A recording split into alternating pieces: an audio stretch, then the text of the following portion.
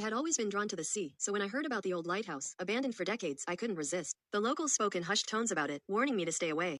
They said it was cursed, but I didn't believe in curses until that night. I decided to visit the lighthouse alone, arriving just as the sun dipped below the horizon. The air was thick with mist, and the ocean roared against the jagged rocks below. The lighthouse towered over me, its glass windows shattered, its structure worn by time. As I stepped inside, I felt an unnerving cold wash over me. The air smelled of salt and decay, and the narrow staircase creaked under my weight. At the top, I found the lantern room, its glass still intact, though the light had long since gone out.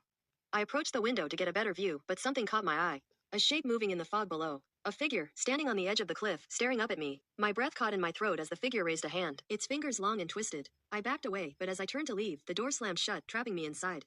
The figure below vanished, but then, I heard a voice, low and guttural, whispering from the darkness behind me. You shouldn't have come. I spun around, but there was no one there. The temperature dropped, and the walls seemed to close in on me. Reached for the door, desperate to escape, but it wouldn't budge. The whispers grew louder, more frantic, until they surrounded me, echoing off the wall. Finally, the door flew open, and I ran without looking back. When I reached the bottom of the cliff, I turned to see the lighthouse standing silent, as though nothing had happened. But the whispers followed me, faint, always just behind me, and I knew I would never return to Point again.